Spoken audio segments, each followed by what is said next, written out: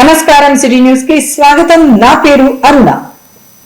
తిరుపతిలో జరిగిన రాష్ట్ర స్థాయి నాటక పోటీల్లో టీజీవీ కళాక్షేత్రం కళాకారులు ప్రతిభ కనబర్చి ద్వితీయ బహుమతిని కైవసం చేసుకోవటం అభినందనీయమని రాజ్యసభ మాజీ సభ్యులు టీజీ వెంకటేష్ అన్నారు. ఈ మేరకు నగరంలోని తన కార్యాలయంలో ప్రతిభ కనబర్చిన కళాకారులను ఆయన అభినందించారు. తిరుపతిలో గత నెల 21, 22వ తేదీల్లో జరిగిన రాష్ట్ర స్థాయి నాటక పోటీల్లో ప్రతిభ కనబర్చి రాష్ట్ర స్థాయిలో 2వ బహుమతిని కైవసం చేసుకున్న టీజీవీ కళాక్షేత్రం కళాకారులను రాజ్యసభ మాజీ సభ్యులు టీజీ వెంకటేష్ అభినందించారు. ఈ సందర్భంగా జరిగిన కార్యక్రమంలో టీజీవీ కళాక్షేత్రం అధ్యక్షుడు పత్తి ఓబలయ్యతో పాటు కళాక్షేత్రం కళాకారులు పాల్గొన్నారు. ఈ సందర్భంగా రాష్ట్ర స్థాయి నాటక పోటీల్లో పాల్గొన్న కళాకారులను రాజ్యసభ మాజీ సభ్యులు టీజీ వెంకటేష్ శాలువా కప్పి అభినందించారు. అనంతరం టీజీ వెంకటేష్ మాట్లాడుతూ రాష్ట్ర స్థాయి నాటక పోటీల్లో తమ టీజీవీ కళాక్షేత్రం కళాకారుడు ప్రతిభ కనబరిచి రాష్ట్ర స్థాయిలో 2వ బహుమతిని గెలుపొందడం అభినందనీయమన్నారు. శ్రీకృష్ణ కమలపాలిక నాటకానికి ఈ బహుమతి లభించినట్లు ఆయన తెలిపారు. టీజీవీ కళాక్షేత్రం కళాకారులకు నిరంతరం అండగా ఉంటుందని, ఎలాంటి సహకారమైనా అందించేందుకు సిద్ధంగా ఉన్నామని తెలిపారు. భవిష్యత్తులో టీజీవీ కళాక్షేత్రం కళాకారులు మరిన్ని విజయాలు సాధించాలని ఆకాంక్షించారు. అనంతరం కళాక్షేత్రం అధ్యక్షుడు పత్తి ఓబలయ్య మాట్లాడుతూ నగరంలో కళాక్షేత్రం అభివృద్ధికి రాజ్యసభ మాజీ సభ్యులు టీజీ వెంకటేష్, ఆయన తనయుడు రాష్ట్ర మంత్రి టీజీ భరత్ అందిస్తున్న సహకారం మరవలేందన్నారు. రాయలసీమలో ఎక్కడా లేని విధంగా కళాకారులకు టీజీవీ కళాక్షేత్రం అన్ని రంగాలలో అందుబాటులో ఉందని తెలియచేశారు. ఈ కారణంగానే తమ కళాకారులు రాష్ట్రంలో ఎక్కడ నాటక పోటీలు జరిగినా పాల్గొని బహుమతులు సాధిస్తున్నారన్నారు. టీజీవీ కళాక్షేత్రం నుంచి శ్రీకృష్ణ కమల పాలిక నాటకాన్ని 24వ వార్షిక పద్య నాటకములు హనుమాన్ అవార్డ్స్ అభినయ ఆర్ట్స్ వారి కార్యక్రమంలో పాల్గొనటము, 24 జూలై 2021, 22లో ఈ నాటక ప్రదర్శన చేయటము, ఉత్తమ సెకండ్ అవార్డు స్టేట్ అవార్డు రావటము, వీరికి అభినందనలు తెలియజేస్తున్నాను. మా కళాక్షేత్రం నుంచి ఇటువంటి ఎన్నో బహుమతులు తీసుకుని వస్తున్నాను. మా కళాకారులందరూ వారందరినీ అభినందిస్తున్నాను. వారు అవార్డు తీసుకురావటమే మా కళాక్షేత్ర గౌరవాన్ని పెంచిన వాళ్ళు అవుతున్నారు. సో ఇటువంటి కార్యక్రమాలు ఇంకా ముందు చేయాలి. కళాక్షేత్రం నుంచి ఎటువంటి సహాయ సహకారాలను అందించేదానికి మేము ఎప్పుడు ముందుంటామని. అష్టాదశ శక్తి పీఠాలలో ఒక్కటైన శ్రీశైలం శ్రీ భ్రమరాంబ మల్లికార్జున స్వామి వారిని రాష్ట్ర ముఖ్యమంత్రి నారా చంద్రబాబు నాయుడు దర్శించుకున్నారు. ఈ సందర్భంగా ఆలయ అర్చకులు ఆయనకు పూర్ణ కుంభంతో స్వాగతం పలికారు. దేశంలోని అష్టాదశ శక్తి పీఠాలలో ఒకటైన ఉమ్మడి కర్నూలు జిల్లాలోని శ్రీశైలం పుణ్యక్షేత్రంలోని శ్రీ భ్రమరాంబ మల్లికార్జున స్వామివార్లను రాష్ట్ర ముఖ్యమంత్రి నారా చంద్రబాబు నాయుడు దర్శించుకున్నారు. ఈ సందర్భంగా ఆలయ అర్చకులు రాష్ట్ర ముఖ్యమంత్రి నారా చంద్రబాబు నాయుడుకు పూర్ణ కుంభంతో స్వాగతం పలికి వేద మంత్రాలతో స్వామివారి దర్శనార్థం ఆలయంలోకి తీసుకువెళ్లారు. ఈ సందర్భంగా రాష్ట్ర ముఖ్యమంత్రి నారా చంద్రబాబు నాయుడు ప్రథమంగా ఆలయంలోని రత్నగర్భ గణపతిని దర్శించుకున్నారు. అనంతరం శ్రీశైల మల్లికార్జున స్వామి భ్రమరాంబ అమ్మవారిని దర్శించుకొని ప్రత్యేక పూజలు నిర్వహించారు. ఈ సందర్భంగా స్వామివారి మండపంలో రాష్ట్ర ముఖ్యమంత్రి చంద్రబాబు నాయుడును వేద పండితులు ఆశీర్వాదం చేసి తీర్థ ప్రసాదాలను అందజేశారు. అనంతరం ఆలయం బయట పార్లమెంటు సభ్యులు వేమిరెడ్డి ప్రభాకర్ రెడ్డి దాదాపు 12 కోట్ల రూపాయల ఖర్చుతో స్వామి అమ్మవార్లకు బహుకరించిన బంగారు రథాన్ని ముఖ్యమంత్రి నారా చంద్రబాబు నాయుడు పరిశీలించారు. ఈ కార్యక్రమంలో రాష్ట్ర మంత్రులు ఎన్ఎండి ఫరూక్, బీసీ జనార్దన్ రెడ్డి, నిమ్మల రామానాయుడు, గొట్టిపాటి రవికుమార్ రెడ్డి, జిల్లా కలెక్టర్ రాజకుమారి, ఎమ్మెల్యేలు బుడ్డా రాజశేఖర్ రెడ్డి, కోట్ల సూర్యప్రకాశ్ రెడ్డి, గిత్తా జయసూర్య, భూమా అఖిలప్రియ, గౌర్ చెడతారెడ్డి, ఎంపీ డాక్టర్ బైరెడ్డి శబరి తదితరులు పాల్గొన్నారు. రాష్ట్రంలో అవకాశం ఉన్న ప్రతి ఎకరాకు సాగునీరు అందించేందుకు తమ ప్రభుత్వం కృషి చేస్తుందని రాష్ట్ర ముఖ్యమంత్రి నారా చంద్రబాబు నాయుడు అన్నారు. ఈ మేరకు శ్రీశైలంలో జరిగిన కృష్ణమ్మకు జలహారతి కార్యక్రమంలో ఆయన పాల్గొన్నారు. ఉమ్మడి కర్నూలు జిల్లాలోని శ్రీశైలం పర్యటనకు వచ్చిన రాష్ట్ర ముఖ్యమంత్రి నారా చంద్రబాబు నాయుడు కృష్ణానదికి జలహారతి ఇచ్చి కృష్ణమ్మకు సారే నీటిలో వదిలి వాయనం సమర్పించారు. ఈ సందర్భంగా రాయలసీమ నీటిపారుదలకు సంబంధించిన అన్ని ప్రాజెక్టులకు సంబంధించిన ముఖ చిత్రాల మ్యాప్ను రాష్ట్ర ముఖ్యమంత్రి చంద్రబాబు నాయుడు పరిశీలించారు. ఈ కార్యక్రమంలో రాష్ట్ర మంత్రులు ఎన్ఎండి ఫరూక్, బీసీ జనార్దన్ రెడ్డి, నిమ్మల రామానాయుడు, గొట్టిపాటి రవికుమార్ రెడ్డి, జిల్లా కలెక్టర్ శ్రీమతి రాజకుమారి, ఎంపీ డాక్టర్ భైరెడ్డి శబరి, ఎమ్మెల్యేలు కోట్ల సూర్యప్రకాష్ రెడ్డి, బుడ్డా రాజశేఖర్ రెడ్డి, గిత్తా జయసూర్య, భూమా అఖిలప్రియ, గౌరి హెడతారెడ్డి తదితరులు పాల్గొన్నారు. ఈ సందర్భంగా నారా చంద్రబాబు నాయుడు మాట్లాడుతూ రాష్ట్రంలో అవకాశం ఉన్న ప్రతి ఎకరాకు సాగునీరు అందించేందుకు తమ ప్రభుత్వం కృషి చేస్తుందని తెలిపారు. శ్రీశైలం పుణ్యక్షేత్రాన్ని అభివృద్ధి చేసేందుకు అవసరమైన అన్ని చర్యలు తీసుకుంటామన్నారు. రాష్ట్రంలో సాగునీటి ప్రాజెక్టులను పూర్తి చేయడంతో పాటు ఆహార శుద్ధి పరిశ్రమలు ఏర్పాటు చేసేందుకు కృషి చేస్తామని వివరించారు. జిల్లాలో ఎన్టీఆర్ భరోసా పథకం కింద 2,43,337 మంది లబ్ధిదారులకు 103.54 కోట్ల రూపాయలను పంపిణీ చేసినట్లు జిల్లా కలెక్టర్ రంజిత్ బాషా తెలిపారు. ఈ మేరకు కల్లూరు మండలం పరిధిలోని చిన్నటేకూరు గ్రామంలో ఆయన ఎన్టీఆర్ భరోసా పెన్షన్లను పంపిణీ చేశారు.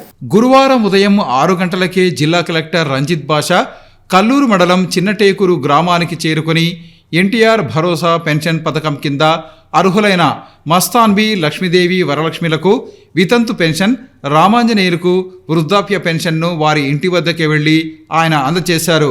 ఈ సందర్భంగా కలెక్టర్ మాట్లాడుతూ జిల్లా వ్యాప్తంగా ఉదయం 6 గంటలకే పెన్షన్ పంపిణీ ప్రారంభించే విధంగా చర్యలు తీసుకున్నామన్నారు.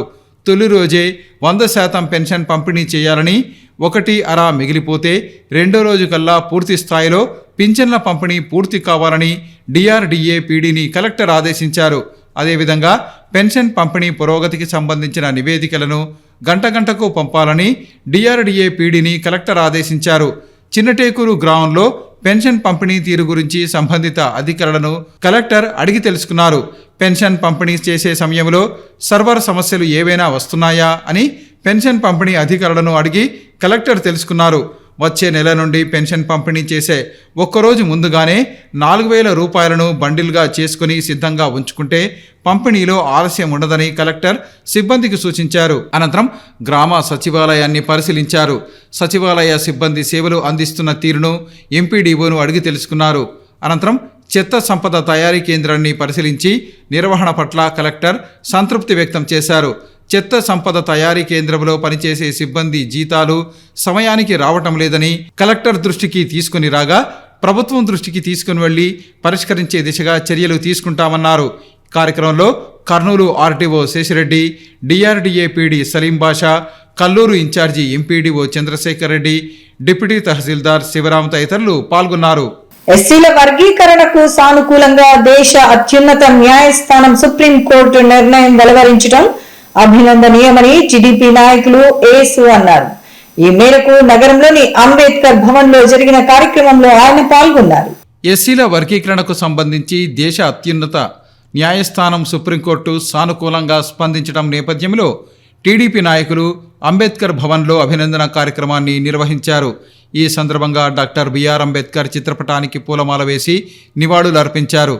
అనంతరం జరిగిన సమావేశంలో టీడీపీ నాయకులు యేసు తదితరులు మాట్లాడుతూ ఎస్సీల వర్గీకరణకు సంబంధించి దేశ అత్యున్నత న్యాయస్థానం సానుకూలంగా తీర్పు చెప్పడం అభినందనీయమన్నారు.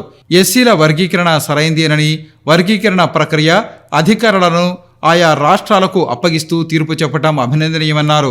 ఎంతో కాలంగా ఎదురు చూస్తున్న ఎస్సీల వర్గీకరణ ప్రక్రియ సుప్రీంకోర్టు తీర్పుతో వీలైనంత త్వరగా ప్రారంభమవుతుందని ఆశాభావం వ్యక్తం చేశారు. సామాజికంగా, ఆర్థికంగా, రాజకీయంగా, విద్యాపరంగా ఈ దేశంలోని దళితులు సమానంగా ఎదగాలనే ఉద్దేశంతో రిజర్వేషన్లు ఏర్పాటు చేశారు. కానీ గత 75 సంవత్సరాలుగా ఈ దేశంలో కొన్ని వర్గాలే, ఎస్సీలలోని, దళితులలోని కొన్ని వర్గాలే రిజర్వేషన్ ఫలాలను పొందుతున్నాయి. గత 30 సంవత్సరాల క్రితం మాన్యశ్రీ మందకృష్ణ మాదిగ గారు, ఎంఆర్పిఎస్ వ్యవస్థాపక అధ్యక్షులు మందకృష్ణ మాదిగ గారు మాదిగ దండోరా ఉద్యమాన్ని మొదలుపెట్టి ఎస్సీ వర్గీకరణ చేయాలి, జనాభా నిష్పత్తి ప్రకారం ఎస్సీ రిజర్వేషన్లు ప్రతి ఒక్కరికి దక్కాలా, అందరూ బాగుండాలన్న ఉద్దేశంతో ఆయన ఆ రోజు డిమాండ్ చేయడం జరిగింది. ఉపకులాలకు, మాదిగ జాతికి ప్రత్యేకించి చాలా గొప్ప చారిత్రాత్మకమైన విజయమని భావిస్తున్నాం. ఈ విజయాన్ని సాధించిన మందకృష్ణ మాదిగ గారు వారికి ప్రత్యేకమైన ధన్యవాదాలు తెలియజేస్తూ జై మందకృష్ణ, జై చంద్రబాబు, జై నరేంద్ర మోడీ. ఈరోజు దేశవ్యాప్తంగా మాదిగలు ఎంతో సంబరాలను చేసుకోగలుగుతున్నారు. అందుకు కేంద్ర ప్రభుత్వము ఇట్లా రాష్ట్ర ప్రభుత్వము సానుకూలంగా అనుకూలించినందుకు సుప్రీంకోర్టుకు కూడా మా అభివాదనలు తెలియజేస్తున్నాము. మాదిగ కులానికి అన్యాయం జరిగి మాకు 1 పోస్టు 2 పోస్టులు 4 పోస్టులే రావడము, ఎక్కువ పోస్టులు వాళ్ళకు పోవడము ఇది పద్ధతి కాదు. ఒక తల్లికి పుట్టిన ఎస్సీలం కాబట్టి అన్నదమ్ములకు న్యాయం జరగాల అని ఏబిసిడి వర్గీకరణ జరిగి సమానంగా హక్కు చట్టం వచ్చింది కాబట్టి ఈరోజు కర్నూలులో టీడీపీ తరఫున చంద్రబాబు నాయుడు సార్ తరఫున ఈరోజు కర్నూలు అంబేద్కర్ భవనంలో పండగ వాతావరణము మా ఏసన్న గారి తరఫున మేమందరం పండగ చేసుకుంటున్నాము. ఎస్సీ జనాభా నిష్పత్తి ద్వారా ఎస్సీ వర్గీకరణ చేయాలని మా నాయకుడు చంద్రబాబు నాయుడు గారు ముందుకు వచ్చారు. అది పోయినసారి చేశారు. ఇప్పుడు మరీ సుప్రీంకోర్టు ద్వారా ఎస్సీ వర్గీకరణ చేసుకోవచ్చని తీర్పు వచ్చినందుకు వారికి మేము ధన్యవాదాలు తెలియజేస్తున్నాము. ఎస్సీల వర్గీకరణకు సానుకూలంగా దేశ అత్యున్నత న్యాయస్థానం సుప్రీంకోర్టు తీర్పు చెప్పడం అభినందనీయమని జిల్లా న్యాయవాదుల సంఘం ప్రతినిధులు అన్నారు. ఈ మేరకు నగరంలోని జిల్లా న్యాయవాదుల సంఘం కార్యాలయం వద్ద న్యాయవాదులు మిఠాయిలు పంచి సంబరాలు చేసుకున్నారు. ఎస్సీల వర్గీకరణకు సంబంధించి దేశ అత్యున్నత న్యాయస్థానం సుప్రీంకోర్టు సానుకూలంగా తీర్పు చెప్పడంతో పాటు వర్గీకరణ అధికారాలను రాష్ట్రాలకు అప్పగించడం పట్ల న్యాయవాదులు హర్షం వ్యక్తం చేశారు. ఈ సందర్భంగా జిల్లా కోర్టు ఆవరణలో జిల్లా న్యాయవాద సంఘం కార్యాలయం వద్ద మిఠాయిలు పంచుకుని సంబరాలు చేసుకున్నారు. ఈ సందర్భంగా పలువురు న్యాయవాదులు మాట్లాడుతూ గత 30 సంవత్సరాలుగా ఎంఆర్పిఎస్ వ్యవస్థాపక అధ్యక్షులు మందకృష్ణ మాదిగ సారథ్యంలో చేసిన పోరాటం సుప్రీంకోర్టు తీర్పుతో ఫలించిందన్నారు. ఎస్సీల వర్గీకరణ న్యాయమైనదేనని సుప్రీంకోర్టు తెలియచేయటంతో పాటు వర్గీకరణ అధికారాలను రాష్ట్రాలకు అప్పగించడం అభినందనీయమని వివరించారు. ఎస్సీల వర్గీకరణ ప్రక్రియ సుప్రీంకోర్టు తీర్పుతో వేగవంతం కాబోతోందన్నారు. ఎస్సీల వర్గీకరణకు అనుకూలంగా మాట్లాడిన తెలంగాణ, ఆంధ్రప్రదేశ్ ముఖ్యమంత్రులు రేవంత్ రెడ్డి, నారా చంద్రబాబు నాయుడులకు ధన్యవాదాలు తెలిపారు. వర్గీకరణ ప్రక్రియను వీలైనంత త్వరగా ప్రారంభించాలని వారు కోరారు. ఈ విజయం ఎంఆర్పిఎస్ వ్యవస్థాపక అధ్యక్షులు మందకృష్ణ మాదిగకే దక్కుతుందని తెలిపారు. భారత సర్వోన్నత న్యాయస్థానం వెలువరించినటువంటి ఈ యొక్క ఎస్సీ వర్గీకరణ అనే జడ్జిమెంటు చాలా స్వాగతించదగ్గ పరిణామం. గత 30 సంవత్సరాల నుంచి ఆంధ్రప్రదేశ్లో ఏబిసిడి వర్గీకరణ కోసం మందకృష్ణ మాదిగ గారి నేతృత్వంలో చాలా పోరాటాలు చేయడం జరిగింది. ఈ యొక్క జడ్జిమెంటు ఈ భారతదేశంలో ఉన్నటువంటి ఏ రాష్ట్రమైనా కానీ ఈ యొక్క ఎస్సీ వర్గీకరణ చేసుకోవచ్చు, వాళ్ళ యొక్క రాష్ట్రంలో ఉన్నటువంటి పరిస్థితులకు అనుగుణంగా అని చెప్పానని విస్పష్టమైనటువంటి తీర్పు ఇవ్వడం చాలా ఆనందించదగ్గ విషయం. ఈ తీర్పును కర్నూలు జిల్లా బార్ అసోసియేషన్ పూర్తిగా స్వాగతిస్తుందనే విషయాన్ని మీ పక్షాన నేను ఈరోజు మీడియా సమక్షంలో విన్నవించుకుంటున్నాను. పడమరా అని చెప్పి ద్వంద్వ ఆలోచనలు ఉన్నప్పటికీ ఈ రోజు తీర్పు ఒక స్పష్టమైనటువంటి అవగాహనతోన మరి రాష్ట్రాలకి సుప్రీంకోర్టు అధికారం ఇవ్వడము, మరి మాదిగలకు సంబంధించినంత వరకు వాళ్ళ ఉద్యోగ విద్య ఏ అంశమైన ప్రమోషమైన ఆ తీర్పు సంబంధించినంత వరకు ఒక స్పష్టమైనటువంటి తీర్పు ఇచ్చినందుకు మరి కోర్టుకు ప్రత్యేక ధన్యవాదాలు చెప్తున్నాం. ఏది ఏమైనా రాబోయే కాలంలో ఈ దేశంలో ఉన్నటువంటి ప్రతి ఒక్క రాష్ట్రము తూచా తప్పకుండా ఈ తీర్పుకి అమలిచ్చి రాబోయే కాలంలో మిగతా వర్గాలు ఉన్నటువంటి బీసీ వర్గాల సంబంధించినంత వరకు కూడా సుప్రీంకోర్టులో అనేకమైనటువంటి పెండింగ్లు ఉన్నాయి. అందరూ సమానమే, ఆల్ ఆర్ ఈక్వల్ బిఫోర్ అనే ఒక నేపథ్యంలోన బలహీన వర్గాలకి తూచా తప్పకుండా న్యాయం జరుగుతుందని, అందులో ఆదర్శమైనటువంటి తీర్పు ఈ ఏబిసిడి వర్గీకరణ అనేది కూడా మేము ఘంటాపథం చెప్తున్నాం. ఎంతో ఉన్నతమైన న్యాయమూర్తి జడ్జెస్ వాళ్ళు ఒక 7 మంది కలిసి చేసినారు. వాళ్ళు ఎంతో మేధావులు. వాళ్ళు ఇట్లాంటి జడ్జిమెంట్ ఇచ్చినారంటే వాళ్ళకి సంపూర్ణంగా మద్దతు కానీ వాళ్ళకి ఇంకా వేరే ఎగ్జాంపుల్ కానీ ఇది ఉన్నది ఏది డిస్పోజ్ ఎత్తకుండా వాళ్ళకి ఇచ్చిన జడ్జిమెంట్ స్వాగతించి ముందు అందరూ కలిసి కట్టుగా జీవించే ప్రపోజల్గా ఉండి జీవించాలని చెప్పి ఈ సభముఖ తెలియదు. న్యాయస్థానానికి కృతజ్ఞతలు, అభినందనలు తెలియజేస్తున్నాము. చాలా సంవత్సరాలుగా ఈ యొక్క సమస్య మరి పెండింగ్ ఉన్నది. ఈ దినము మరి ఈ యొక్క జాతి అంతా కూడా గర్వపడే విధంగా తీర్పునివ్వడం జరిగింది. ఈ సందర్భంగా మేము 30 సంవత్సరాల నుంచి మరి ఉద్యమం చేస్తున్నటువంటి శ్రీ మందాకృష్ణ నాయకత్వంలో ఎంఆర్పిఎస్ అనేకమైనటువంటి ఒడిదుడుకులను ఎదుర్కొని ఈ దినము ఈ యొక్క పరిష్కారానికి ఒక కుటుంబంలో అన్నదమ్ములు ఎవరైతే ఉన్నారో అన్నదమ్ములకు సమాన వాటాలుగా ఆస్తి ఏ విధంగా అయితే పంపకాలు జరుగుతాయో అదే విధంగానే ఈ ఉన్నటువంటి రిజర్వేషన్లలో ఎస్సీ ఎస్టీలకు ఈ విధంగా మెజారిటీ ప్రకారంగా జనాభా మెజారిటీ ప్రతిపాదికన పంచుతారు. అంతే తప్ప దీంట్లో వేరే వాళ్ళు వేరే విధంగా భావించాల్సిన అవసరం లేదు. అందరూ కలిసి కుటుంబం ఉన్నట్లే ఉండాల్సిందే. మళ్ళీ భవిష్యత్తులో కూడా పోరాటం చేయాల్సినటువంటి అవసరం ఉందని చెప్పి నేను భావిస్తా ఉన్నాను. నగరపాలక సంస్థకు సంబంధించిన స్టాండింగ్ కమిటీ ఎన్నికలు ప్రశాంతంగా జరిగాయి. ఈ సందర్భంగా గెలుపొందిన వారిని అభినందించారు. ఎంతో ఉత్కంఠగా సాగిన కర్నూలు నగరపాలక స్థాయి సంఘం సభ్యుల ఎన్నికలు ప్రశాంతంగా ముగిశాయి. వివాదాలకు ఆస్కారం ఇచ్చే చెల్లని ఓట్లకు తావు లేకుండా ఎన్నికలకు ఒకరోజు ముందు కార్పొరేటర్లకు కమిషనర్ పివి రామలింగేశ్వర్ ప్రత్యేకంగా అవగాహన కార్యక్రమాన్ని నిర్వహించారు. ఫలితంగా ఒక్క ఓటు కూడా వృధా కాకపోవటం విశేషం. 5 స్థానాలకు గాను 10 మంది పోటీ పడిన సంగతి తెలిసిందే. గురువారం ఉదయం 11 గంటలకు మొదలైన పోలింగ్ మధ్యాహ్నం 12 గంటల 30 నిమిషాలకు 98.30% పోలింగ్ శాతం నమోదైంది. 51 మందికి గాను 50 మంది కార్పొరేటర్లు తమ ఓటు హక్కును వినియోగించుకున్నారు. 27వ వార్డు కార్పొరేటర్ పల్లె శారద విదేశాల్లో ఉండటం కారణంగా ఓటు వేయలేకపోయారు. మొట్టమొదటిసారిగా నిర్వహించిన ఈ ఎన్నికలు ప్రశాంత వాతావరణంలో ఎలాంటి పొరపాట్లు, వివాదాలు, అవాంఛనీయ సంఘటనలకు చోటు లేకుండా విజయవంతంగా ముగిశాయి. సహకరించిన పాలకవర్గ సభ్యులకు, పోలీసు సిబ్బందికి, ఎన్నికల నిర్వహణలో పాల్గొన్న అధికారులు, సిబ్బందికి కమిషనర్ పివి రామలింగేశ్వర్ ప్రత్యేకంగా ధన్యవాదాలు తెలిపారు. కాగా గెలుపొందిన అభ్యర్థులు రానున్న ఏడాది పాటు స్టాండింగ్ కమిటీ సభ్యులుగా ఉండనున్నారు. నగరపాలక సాధారణ నిధులకు సంబంధించిన 10 నుండి 50 లక్షల అభివృద్ధి పనులకు వీరి ఆమోదం తప్పనిసరి. గత 3 ఏళ్లుగా ఈ ఎన్నికలు ఏకగ్రీవం జరిగాయి. తొలిసారి ఈ ఏడాది ఎన్నికలు జరుగుతుండడంతో సర్వత్రా ఉత్కంఠ నెలకొంది. దీంతో గురువారం ఉత్కంఠకు తెరపడింది. దేశ అత్యున్నత న్యాయస్థానం ఇచ్చిన తీర్పుతో గత 30 సంవత్సరాల తమ పోరాటం వర్గీకరణ విషయంలో విజయవంతమైందని ఎంఆర్పీఎస్ నాయకులు అన్నారు. సుప్రీంకోర్టు తీర్పు నేపథ్యంలో ఎంఆర్పీఎస్ నాయకులు నగరంలో సంబరాలు చేసుకున్నారు. ఎస్సీల వర్గీకరణకు సానుకూలంగా దేశ అత్యున్నత న్యాయస్థానం సుప్రీంకోర్టు తీర్పు చెప్పిన నేపథ్యంలో జిల్లా కోర్టు వద్ద ఎంఆర్పీఎస్ నాయకులు బాణసంచా కాల్చి సంబరాలు చేసుకున్నారు. ఈ సందర్భంగా ఎంఆర్పీఎస్ వ్యవస్థాపక అధ్యక్షుడు మందకృష్ణ మాదిగకు అనుకూలంగా నినాదాలు చేశారు. అనంతరం పాత బస్టాండు వద్ద ఉన్న అంబేద్కర్ విగ్రహం వద్ద ఎంఆర్పీఎస్ వ్యవస్థాపక అధ్యక్షుడు మందకృష్ణ మాదిగ ఫ్లెక్సీకి పాలాభిషేకం కార్యక్రమాన్ని నిర్వహించారు. ఈ సందర్భంగా ఎంఆర్పీఎస్ నాయకులు మాట్లాడుతూ ఎస్సీల వర్గీకరణ కోసం గత 30 సంవత్సరాలుగా మందకృష్ణ మాదిగ నాయకత్వంలో జరుగుతున్న పోరాటం సుప్రీంకోర్టు తీర్పు నేపథ్యంలో విజయవంతమైందని తెలిపారు. ఎస్సీల వర్గీకరణ ప్రక్రియ సరైనదేనని, ఎస్సీల వర్గీకరణ అధికారాలను ఆయా రాష్ట్ర ప్రభుత్వాలకు అప్పగిస్తూ కోర్టు తీర్పు చెప్పడం అభినందనీయమన్నారు. ఎస్సీల వర్గీకరణ కోసం జరిగిన సుదీర్ఘ ఉద్యమంలో ఎంతోమంది మాదిగలు అశువులు బాసారని, వారి త్యాగాలను ఎప్పటికీ మర్చిపోమని తెలిపారు. రాష్ట్ర ప్రభుత్వం ఎస్సీల వర్గీకరణ ప్రక్రియను వెంటనే ప్రారంభించాలని వారు ఈ సందర్భంగా కోరారు.